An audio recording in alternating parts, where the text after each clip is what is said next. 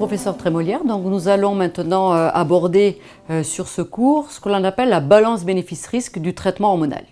Alors pourquoi évaluer la balance bénéfice-risque du traitement hormonal? D'une part pour bien poser les indications de ce traitement, mais surtout pour savoir si on peut poursuivre ou pas ce traitement hormonal et combien d'années finalement on va le proposer à nos patientes. Donc cette balance bénéfice-risque, elle va d'une part identifier les bénéfices du traitement hormonal, et ils sont parfaitement évalués, c'est-à-dire des bénéfices sur le confort de vie, sur les troubles du climatério, sur le syndrome génito-urinaire de la ménopause, c'est-à-dire la problématique sexuelle, la problématique urinaire qui est associée à la ménopause, également la prévention du risque d'ostéoporose, et puis on revient de plus en plus sur un effet bénéfique du traitement hormonal vis-à-vis de la prévention du risque coronarien, particulièrement si on propose ce traitement en début de ménopause. Également, sous le même angle des bénéfices de ce traitement hormonal, on a des informations récentes qui montrent que prendre un traitement hormonal en début de ménopause est susceptible d'être associé à une diminution de la prévalence du diabète de type 2. Donc on va mettre d'un côté ces bénéfices attendus du traitement hormonal par rapport aux risques. Les risques, quels sont-ils? Ce sont essentiellement des risques gynécologiques. Et le principal, celui qui est le mis en avant le plus fréquemment, c'est le risque de cancer du sein, qui effectivement augmente essentiellement avec la durée du traitement hormonal. Vous avez également un autre risque gynécologique qui concerne le cancer de l'ovaire, et puis avec certaines formes d'hormonothérapie, particulièrement avec les œstrogènes par la voie orale, il peut y avoir une augmentation du risque thromboembolique veineux, c'est-à-dire du risque de phlébite ou d'embolie pulmonaire. Donc finalement, évaluer la balance bénéfice-risque de ce traitement, c'est mettre en balance les bénéfices que la femme va tirer de ce traitement et en essayant de minimiser le plus possible les risques associés à ce traitement. Ce que l'on sait actuellement, c'est que les bénéfices attendus du traitement sont conservés avec la durée du traitement. C'est-à-dire qu'aussi longtemps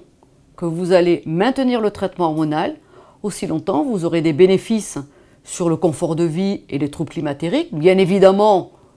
d'autant plus que la femme a encore ses signes du climatério. Et donc toute la question va être, quand on va s'interroger sur la poursuite du traitement hormonal, est-ce que si on arrête le traitement, elle va de nouveau avoir une reprise évolutive de ses symptômes ou pas? Donc ça c'est un élément. On sait également que autant de temps le traitement sera poursuivi, autant de temps on aura une prévention efficace de l'ostéoporose, et également on a un certain nombre d'informations, même si le niveau de preuve reste un peu insuffisant, d'un bénéfice cardiovasculaire qui perdurerait avec la durée du traitement hormonal.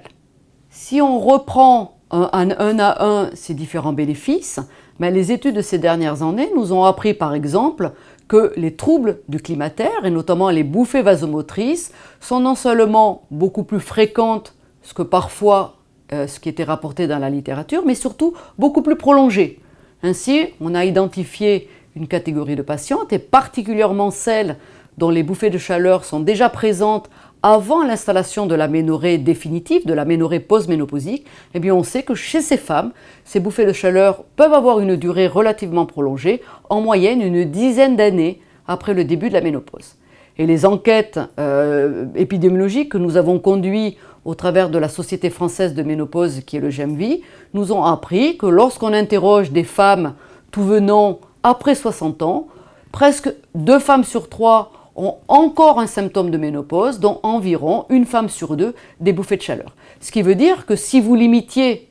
la durée du traitement hormonal à 2 ou 3 années, vous risquez d'avoir un certain nombre de patientes qui vont de nouveau avoir des bouffées de chaleur et qui vont en avoir encore pendant longtemps. Donc il va falloir savoir réévaluer l'évolution de ces symptômes climatériques, et la seule façon de savoir si la femme a toujours des symptômes, il n'y a pas d'autre solution éventuellement que de lui demander d'interrompre transitoirement le traitement pendant quelques semaines et quelques mois pour savoir si elle a une dégradation de son confort personnel qui va rentrer en ligne de compte dans la discussion de poursuivre ou pas le traitement ou de lui proposer une autre intervention en fonction éventuellement des autres bénéfices et des autres risques qui vont être associés à la poursuite de ce traitement. En ce qui concerne le risque d'ostéoporose, sur cette diapositive, vous pouvez voir qu'effectivement, plus le traitement va être prolongé et plus le bénéfice en prévention du risque fracturaire sera maintenu. Et vous avez des courbes qui montrent que, quel que soit votre statut osseux, que vous ayez un capital osseux en début de ménopause sensiblement normal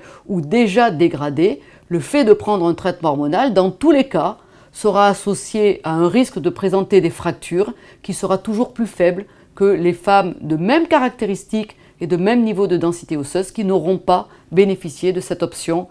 thérapeutique. Qu'en est-il du risque cardiovasculaire et notamment du risque d'infarctus du myocarde? Comme je vous l'ai indiqué en préambule, et même si le niveau de preuve reste imparfait, puisque nous n'avons pas des études de niveau 1 qui nous permettent d'affirmer avec certitude que la poursuite d'un traitement hormonal de longue durée soit effectivement associée à une diminution du risque d'avoir un infarctus du myocarde ou de mourir d'une maladie cardiovasculaire. Néanmoins, je vous montre sur 2 diapositives l'impact coronarien d'un traitement prolongé. Donc une première étude qui a concerné 1000 femmes traitées en début de ménopause, qui avaient entre 45 et 58 ans lorsque le traitement hormonal a été débuté et qui ont surtout bénéficié d'un traitement pendant une dizaine d'années et qui ont été suivies même jusqu'à 16 ans. Eh bien, comme vous pouvez le voir sur cette diapositive, les femmes qui ont reçu le traitement hormonal et qui apparaissent en vert sur la diapositive ont un risque de décéder de maladie cardiovasculaire ou d'avoir une complication liée à un infarctus du myocarde, comme par exemple une insuffisance cardiaque, qui est significativement plus faible que les femmes qui n'ont pas reçu le traitement hormonal, alors même qu'elles étaient de mêmes caractéristiques cliniques lorsqu'elles ont été randomisées en début de ménopause. Cette deuxième étude montre également le bénéfice coronarien d'un traitement hormonal. Alors ce n'est pas une étude sur l'événement clinique à proprement parler, mais on s'est intéressé à un marqueur intermédiaire qui est la présence de calcification au niveau des coronaires, en sachant que plus les calcifications sont importantes et plus votre risque de faire un infarctus du myocarde est élevé. Donc cette étude a évalué dans une population de femmes relativement âgées, de plus de 70 ans, la fréquence des calcifications coronariennes, selon que ces femmes aient reçu un traitement hormonal qu'elles ont poursuivi jusqu'à l'âge de 70 ans, ou qu'au contraire, elles ont arrêté un peu plus tôt par rapport à des femmes qui n'ont jamais eu de traitement hormonal. Qu'est-ce que l'on observe? Vous pouvez voir clairement sur cette diapositive que les femmes qui sont toujours sous traitement hormonal, c'est-à-dire qui ont eu un traitement hormonal prolongé de 15 voire 20 ans après la ménopause, ce sont les barres en gris foncé, ont une fréquence des calcifications coronariennes qui est significativement plus faible que les femmes qui n'ont jamais été traitées, qui apparaissent sur la diapositive sous forme de barres blanches, alors que les femmes qui ont reçu un traitement hormonal quelques années après la ménopause ont une fréquence des calcifications coronariennes qui est intermédiaire, c'est-à-dire que c'est plus bas que les femmes qui n'ont pas été traitées, mais c'est un peu plus élevé que les femmes qui prennent toujours un traitement. Le deuxième message, donc le premier message encore une fois, c'est de dire que ces bénéfices sont maintenus avec la durée du traitement. Le deuxième message est que l'ensemble de ces bénéfices vont s'atténuer lorsqu'on arrête le traitement hormonal. Donc on a vu par rapport aux bouffées de chaleur, les bouffées de chaleur, effectivement, un pourcentage non négligeable des femmes peuvent avoir de nouveau des bouffées de chaleur à l'arrêt du traitement hormonal. Néanmoins, ce n'est pas le cas de toutes les femmes et donc c'est un élément qu'il va falloir évaluer pour juger de la pertinence à poursuivre ou pas le traitement. Par contre, par rapport au risque de santé plus majeur dans le cas de cette prise en charge de la ménopause, à savoir le risque d'ostéoporose ou la prévention cardiovasculaire associée au traitement hormonal, effectivement les bénéfices disparaissent progressivement avec l'ancienneté de l'arrêt du traitement hormonal. Pour le risque fracturaire, cette diapositive qui est issue d'une grande étude française de cohorte montre que globalement, sous réserve que le traitement hormonal ait été pris pendant un minimum de 5 ans, le bénéfice en termes de prévention du risque de fracture va globalement disparaître 5 ans après l'arrêt du traitement hormonal. Alors on peut le voir de façon positive en disant que finalement dans les 5 premières années de l'arrêt du traitement hormonal, le bénéfice qui a été associé à ce traitement en termes de prévention du risque va être maintenu, mais encore une fois, il va disparaître progressivement. Ça va avoir comme conséquence majeure qu'il va falloir savoir réévaluer le risque de fracture lorsqu'on arrête le traitement hormonal, puisqu'il est évident que la conduite à tenir si ce traitement hormonal n'a pas à être repris va être totalement différente si le capital osseux est normal lorsqu'une femme arrête son traitement hormonal ou s'il était déjà dégradé avant même qu'elle le prenne et avec un risque de reprise évolutive de la perte osseuse et de nouveau d'avoir un risque de fracture qui se réaugmente dans les années à venir. Il va falloir voir le traitement hormonal dans cette option du risque fracturaire comme un traitement qui va décaler dans le temps le risque de fracture en fonction de la durée du traitement hormonal. Donc c'est un message néanmoins qu'il va toujours falloir garder en mémoire, à savoir réévaluer ce risque de fracture lorsqu'on décide d'arrêter un traitement hormonal. Pour le risque cardiovasculaire, malheureusement, nous n'avons que très peu d'études sur l'évolution de ce risque à l'arrêt du traitement hormonal. Il semblerait, mais ces données nécessitent d'être confirmées, qu'il pourrait y avoir chez certaines femmes, et particulièrement chez les plus jeunes, c'est-à-dire pour les femmes de moins de 60 ans, dans la première année d'arrêt du traitement, un surrisque en termes de risque coronarien. Ce qui est bien sûr extrêmement interpellant puisque ça soulève la question de faire des tentatives d'arrêt de ce traitement hormonal si effectivement dans l'année qui suivrait l'arrêt de celui-ci, il y avait une augmentation du risque d'infarctus du myocarde. Ces données sont issues d'une seule étude qui a été réalisée en Finlande, qui est une étude de cohorte qui concerne une grande population de femmes. Ce n'est pas une étude randomisée, ce n'est pas une étude qui est contrôlée avec un groupe contrôle, puisqu'ils ont pris comme référence le risque d'infarctus du myocarde dans la population générale. Néanmoins, ces études qui sont faites dans les pays d'Europe du Nord, qui sont des études de registre, sont néanmoins d'une valeur scientifique relativement élevée, puisque le recueil des données épidémiologiques dans ces pays est extrêmement bien fait. Donc c'est une donnée dont il va falloir tenir compte. Elle n'est pas encore suffisamment étayée pour modifier notre conduite à tenir vis-à-vis de l'évaluation de la balance bénéfice-risque du traitement hormonal. Et en plus, il semblerait que cela ne concerne que les femmes les plus jeunes, c'est-à-dire avant 60 ans, et particulièrement chez les femmes qui avaient reçu un traitement hormonal de longue durée. Pour les femmes pour les femmes qui étaient âgées de plus de 60 ans, ces surrisques dans la première année qui suivrait l'arrêt de traitement semblent être moins importants. Donc là, on a vu finalement que les bénéfices étaient maintenus avec la durée du traitement et que globalement, ils disparaissaient, voire ils s'atténuaient avec l'arrêt de ce traitement, avec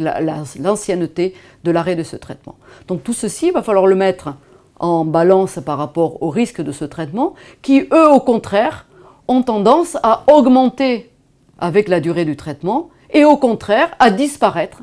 lorsqu'on arrête le traitement hormonal. Si on prend le risque de cancer du sein, il est actuellement indiscutable que ce risque va augmenter avec la durée du traitement. Vous voyez sur cette diapositive les deux grandes études sur lesquelles nous nous basons pour cette affirmation. L'étude de cohorte, dite étude d'Oxford, qui avait en 1997 colligé toutes les études qui avaient évalué le risque de cancer du sein chez les femmes recevant un traitement hormonal. On voit que globalement, ce risque commence à augmenter après 5 ans de traitement hormonal et de manière plus importante après 10 ans de traitement hormonal, puisqu'on considère que le surrisque attribuable au traitement hormonal, il va être de 2 cas supplémentaires pour 1000 femmes traitées pendant 5 ans et de 6 cas supplémentaires de cancer du sein chez 1000 femmes traitées pendant 10 ans. Tout en prenant en compte que si on prend cette même population de 1000 femmes que l'on va suivre pendant 10 ans, on va observer 50 cancers du sein. Donc on va passer de 50 cancers du sein chez 1000 femmes qui vont être suivies pendant 10 ans à 52 cancers du sein si ces mêmes 1000 femmes vont recevoir un traitement hormonal de 5 ans ou à 56 cancers du sein si ces 1000 femmes recevaient le traitement hormonal pendant 10 ans. Donc c'est les premières données que nous avons obtenues. Et puis après, ces données qui étaient issues d'études d'observation ont été confirmées par la grande étude randomisée, donc dont le niveau de preuve est indiscutable, qui est l'étude WHI, où pour les femmes qui ont reçu une association d'œstrogènes et de progestatifs, qui est une association bien sûr très particulière puisqu'elle concerne avant tout l'association d'œstrogènes conjugués équins et d'un progestatif que l'on appelle l'acétate de médroxyprogestérone, eh bien on voit également une divergence des courbes d'incidence du cancer du sein, avec, comme vous le pouvez le voir sur la partie droite de la diapositive, les femmes traitées qui sont cette courbe rouge, qui montre une augmentation de l'incidence du cancer du sein après globalement 4 à 5 ans de traitement hormonal. Mais l'élément également dont il va falloir tenir compte et qui va déjà soulever la question du type, de l'influence du type de traitement hormonal vis-à-vis de ce surrisque de cancer du sein attribuable au traitement, c'est que pour les femmes qui n'avaient reçu que des œstrogènes conjugués équins, c'est-à-dire sans progestatif associé parce qu'elles avaient des antécédents d'hystérectomie, d'ablation de l'utérus, eh bien on a exactement l'effet inverse. C'est ce que vous pouvez voir également sur cette diapositive, à savoir que les femmes qui ont reçu le traitement œstrogénique seul, au bout de 10 ans, avaient un risque de cancer du sein qui était significativement plus faible que les femmes qui avaient reçu le placebo. Donc on est dans un paradoxe où il y a effectivement globalement une augmentation du risque de cancer du sein qui est associée à la durée du traitement hormonal, mais il semblerait que les risques attribuables au traitement hormonal sont dépendants certes de la durée, mais également du type de traitement hormonal qui va être proposé à chaque femme. Et dans cette optique, c'est certainement le choix du progestatif qui a une influence importante pour augmenter éventuellement ce risque de cancer du sein. Si on prend les données d'observation qui sont issues des études françaises et notamment de l'étude de 3N dont je vous ai déjà parlé vis-à-vis du risque d'ostéoporose, effectivement pour des durées moyennes de traitement de 5 à 7 ans, l'association de l'estradiol, qui est l'œstrogène naturel de la femme, à la progestérone ou à un de ses dérivés très proches que l'on appelle la dihydrogestérone, pour ces durées de traitement, dans cette étude, on n'observe pas d'augmentation du risque de cancer du sein attribuable au traitement hormonal. Mais si on prolonge la durée d'exposition à ce traitement hormonal, même avec ce traitement qui est actuellement considéré comme le moins à risque en termes de risque de cancer du sein, après des durées moyennes de traitement de l'ordre de 8 à 9 ans, on commence à voir une petite augmentation du risque de cancer du sein associé donc à la durée du traitement. Donc c'est un message qu'il va également falloir garder en mémoire et en sachant bien sûr qu'au-delà de la durée, ce qui va conditionner le risque propre de cancer du sein de chaque femme, c'est son profil de risque, ce sont ses antécédents familiaux, c'est son état mammographique, ce sont ces autres facteurs de risque éventuellement qu'il va falloir colliger pour juger du risque attribuable ou du risque associé au traitement hormonal. Par contre, et un petit peu, et c'est l'image en miroir de ce qu'on a observé avec les bénéfices du traitement, eh bien, lorsqu'on arrête un traitement hormonal, on va très rapidement voir disparaître ce surrisque de cancer du sein qui était associé au traitement hormonal. Et globalement, selon les études, on considère que ce risque revient à un niveau de base entre 1 et 5 ans après l'arrêt du traitement hormonal, c'est-à-dire qu'au-delà de cette durée d'arrêt du traitement, le risque propre de la femme va revenir identique à celui du risque d'une femme qui n'a jamais reçu de traitement hormonal. Deuxième risque gynécologique, c'est une augmentation du risque de cancer de l'ovaire, qui là également est associé à la durée du traitement hormonal, avec selon les études quelques incertitudes pour savoir à partir de quelle durée ce risque augmente. Il semblerait que ce soit plutôt un traitement prolongé, probablement de plus de 10 ans. Et là également, comme pour le cancer du sein, le rôle du type de traitement. Par contre, contrairement au risque de cancer du sein, où je vous ai indiqué que c'était plutôt l'association œstroprogestative qui avait un risque un peu plus élevé de cancer du sein que les œstrogènes seuls, pour le cancer de l'ovaire, c'est l'opposé. C'est-à-dire que c'est plutôt l'utilisation des œstrogènes seuls qui a été impliquée dans une augmentation du risque de cancer de l'ovaire plutôt que les associations œstroprogestatives. Et ce risque de cancer de l'ovaire concerne avant tout deux types histologiques de cancer, que sont les cancers séreux, qui restent néanmoins les cancers les plus fréquents de l'ovaire et dont la mortalité, bien sûr, est extrêmement dramatique, d'autant que ces cancers sont souvent diagnostiqués à un stade très tardif. Et puis les cancers endométrioïdes, qui sont des cancers un peu plus bénins et qui sont surtout beaucoup moins fréquents que ne le sont les cancers séreux. Même, que se passe-t-il à l'arrêt du traitement hormonal? Exactement ce qui se passe pour le cancer du sein, c'est-à-dire qu'après 1 à 5 ans d'arrêt du traitement hormonal, le risque de cancer de l'ovaire redevient le risque de base d'une femme qui n'a pas été traitée. Donc quand on va évaluer la balance bénéfice-risque de ce traitement hormonal, on a certes des bénéfices qui sont conservés avec la durée du traitement et qui s'épuisent lorsqu'on arrête ce traitement, et à l'inverse, des risques gynécologiques, cancer du sein, cancer de l'ovaire, qui eux vont augmenter avec la durée du traitement et qui au contraire vont s'atténuer assez rapidement lorsqu'on va arrêter ce traitement hormonal. Il faut néanmoins considérer que le risque attribuable de pathologies gynécologiques, et notamment vis-à-vis du cancer du sein, est beaucoup plus complexe que la seule influence du traitement hormonal, et on a des études actuellement qui se sont attachées à évaluer l'incidence du cancer du sein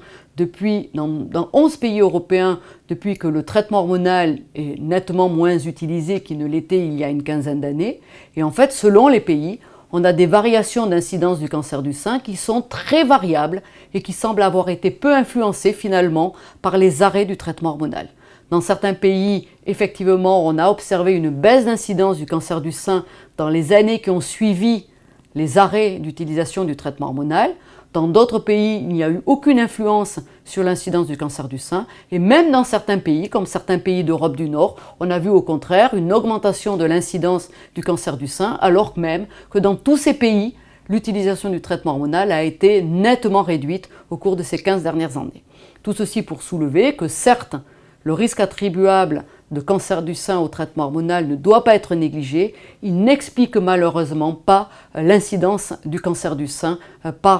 uniquement par lui-même. Donc finalement, si on essaye de résumer tout ce qu'on vient de dire, la décision d'arrêter ou de poursuivre le traitement hormonal, elle va essentiellement prendre en compte d'une part le bénéfice que la femme tire du traitement hormonal sur son confort personnel,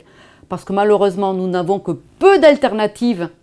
à ce traitement pour corriger les bouffées de chaleur, pour améliorer des troubles urinaires ou des troubles sexuels, pour améliorer un confort de vie global. Et on va mettre en parallèle les bénéfices de ce traitement sur ces éléments de confort personnel au risque de cancer gynécologique. En d'autres termes, le bénéfice attendu du traitement hormonal vis-à-vis du risque fracturaire ou du risque cardiovasculaire ne va pas forcément être décisionnel dans le fait de poursuivre ou d'arrêter le traitement hormonal. Pourquoi?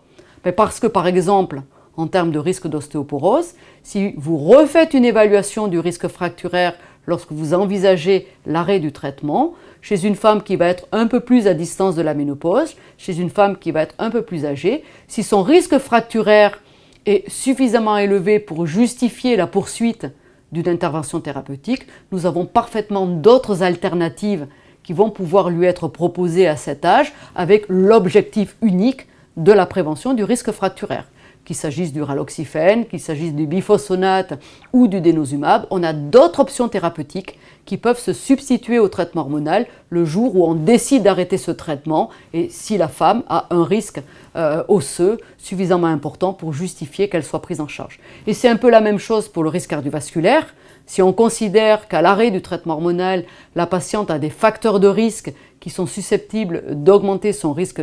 coronarien propre, eh bien on a d'autres traitements, on a des mesures d'hygiène de vie qu'il va falloir préconiser, sur lesquelles on va être beaucoup plus attentif, des mesures hygiéniques, des mesures d'activité physique, l'arrêt du tabac. Dans tous les cas, d'autres options thérapeutiques qui pourront être proposées à chaque femme vis-à-vis